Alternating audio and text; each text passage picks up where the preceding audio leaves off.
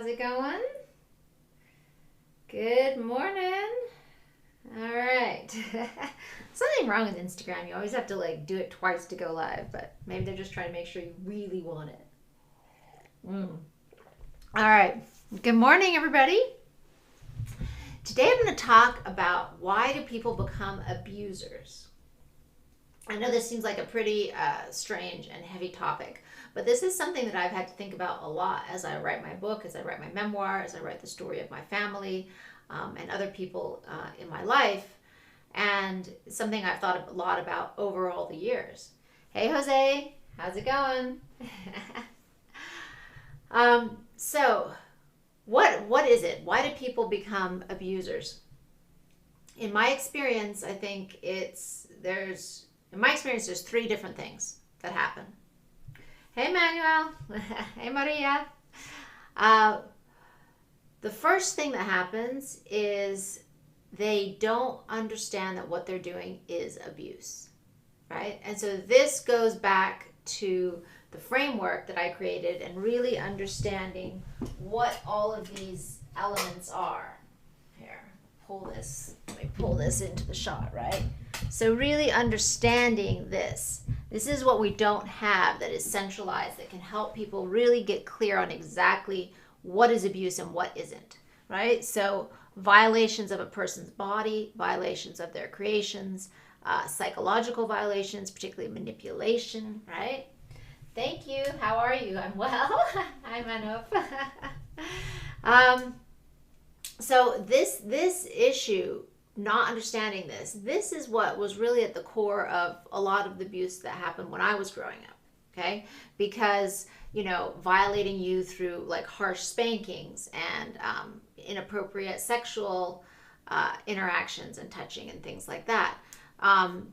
And so it was because my parents and other people in my life didn't believe that these things were wrong. They didn't have a clear standard. So when we have a false belief about something, we can literally become an abuser. Great, I'm glad.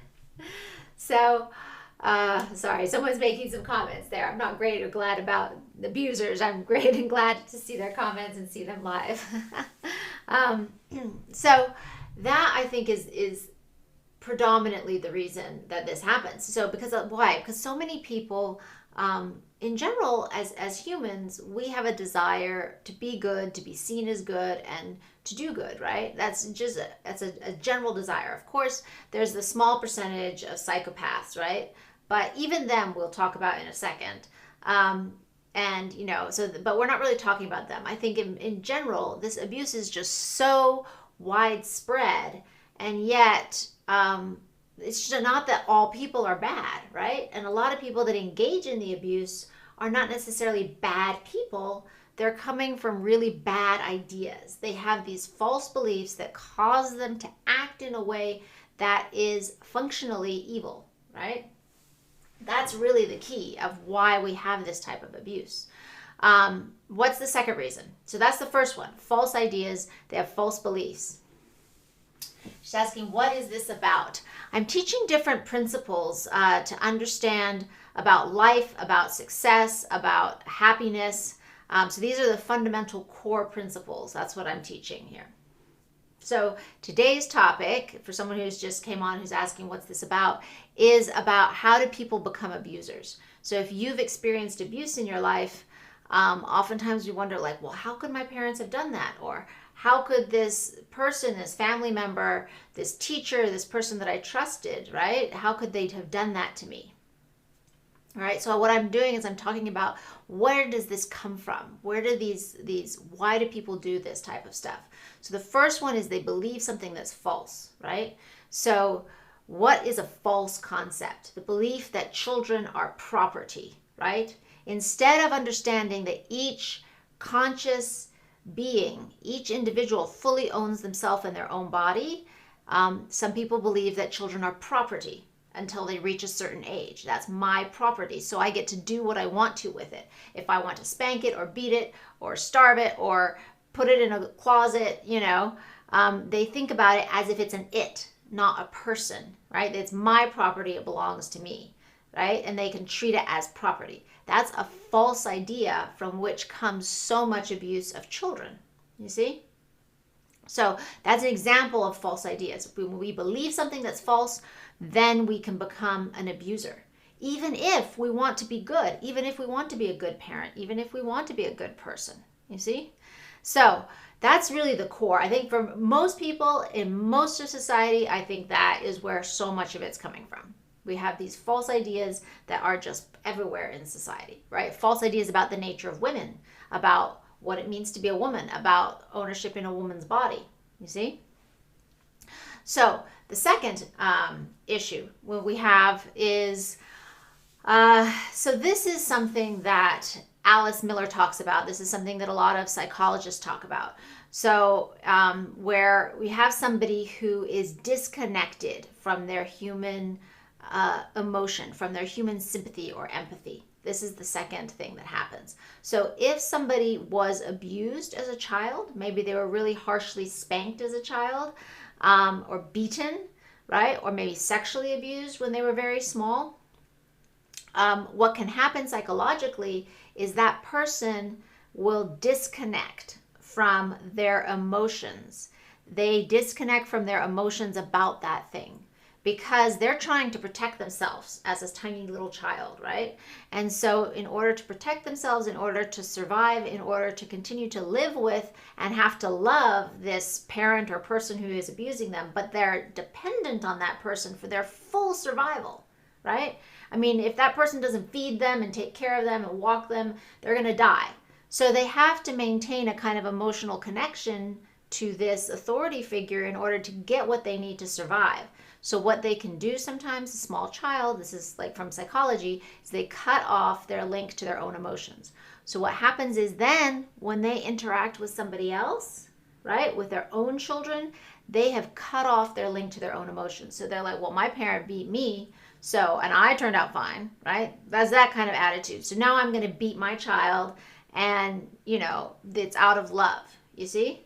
So that kind of thing comes from when you have disconnected from your own emotions, and you don't just like look at that tiny little baby and just think, oh my God, like how shocking and horrible would it be to all of a sudden like be hit by someone who's supposed to love you and protect you. You see, that would just like, I mean, it just explodes your whole understanding of the world when that happens to you as a tiny baby, as a tiny child.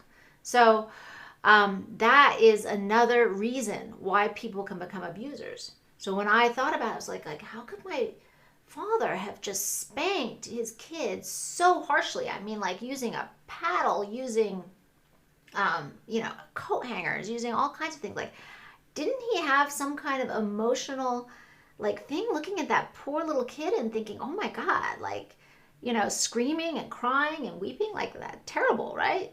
So my question, like, how could he have done that? Well, it goes back not only to this false idea that that is the correct way or the godly way to, to train a child, but also it goes, hi, Luxar, good to see you. But also it goes to this concept of if he was beaten as a small child, then he would disconnect his own empathy to himself, right? Now that doesn't happen to everybody. Thank God. Otherwise, everybody who was raised horribly would abuse their children. Thank God, not everybody does disconnect. Some people really still maintain that connection, and they can recognize, wow, this thing that happened to me wasn't right. This was wrong. I'm never going to do that to my children. Okay?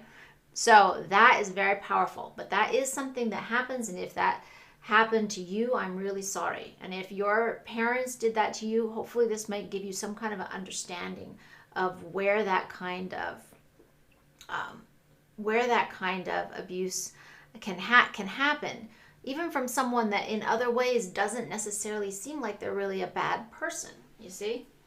So, we're talking about you can go back and rewatch it. We're talking about where does abuse come from. Like if you've experienced abuse, physical, psychological abuse, kind of what's going on in the mind of the abuser or not going on in the mind of the abuser. What are the wrong ideas that can generate this and cause people to become abusers? And why is it so important that we understand this? Because, damn it, I don't want to be an abuser. I don't think any of you do, right? So when we understand where this is coming from, we can stop it. We can stop that cycle of pain. That's why this is so important and so powerful, right? So, and how do you do it? So how do you do that if you were somebody, if you're afraid, like, well, I got abused as a child and I don't want to be disconnected from my empathy and my emotion to other people, you can actually do an exercise where you go back in your mind and you put yourself back in that little teeny child's body and you experience that again. Now that you're an adult, you're strong, you don't have to be afraid anymore, right? Because you're a strong adult. And then like reconnect the emotions of yourself as a little child and feel that again, that fear, that pain. And you're like, oh my God, okay, now I get it. Now I really know why I'm not going to do this to somebody else, or I'm not going to do this to my own children. You see? That you actually have to do that exercise to reconnect to yourself as a little child if that happened to you.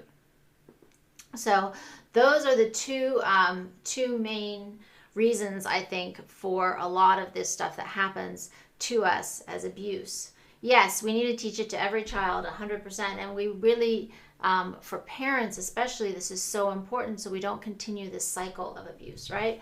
And the third reason is it's similar, it's tied into both of these, but it's these patterns. It's patterns of behavior. So it's like familial patterns, ancestral patterns of behavior, ancestral trauma that comes up and can cause us to act in these different types of ways, which are really harmful or abusive to other people. So those are the three things, right? So the biggest one I think that happens to all of us is false ideas. We have false ideas. We believe something is true that is not true. We believe something is right or good when in fact it's an abuse. And that happens when we don't have a really clear understanding of exactly what is abuse, what is wrong, and why. The second reason is when somebody was abused as a small child and they disconnected from their emotional empathy towards themselves in order to survive. So now they continue as an adult to be disconnected to that emotional empathy to their own children or to other people for those same kinds of things.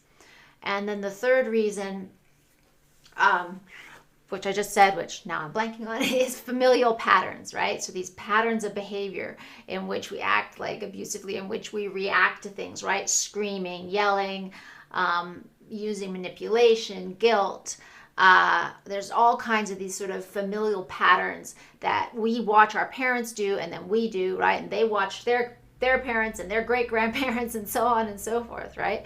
And so that's this kind of pattern behavior. So we wanted to have a pattern interrupt. If we recognize we've got this pattern, there are all kinds of things we can do to stop that pattern, to interrupt that pattern, to wipe that pattern out so we don't keep passing it down in generations, right? That's what I really want to see. And that's why all the people who are doing healing work, they're not just healing for themselves. They're healing for all their future generations, all the future of the people who will not have to be stuck with that abuse and that pattern and won't have to keep replicating it. That's why the work you do to heal is so important and so powerful. So for those of you that are on that journey, I want to salute you and I want to thank you for being willing to do the work to heal and to stop those negative patterns. And the future will thank you. Not only your children, but the future of the world will thank you, because when we are coming from a place of healing rather than damage and abuse and fear, imagine what a much more beautiful world that we can create, and a beautiful society and families. Okay? Thank you. Luxar says she really appreciates it. Okay, you guys have a beautiful day, and be inspired. It's gorgeous today. Okay? Take care.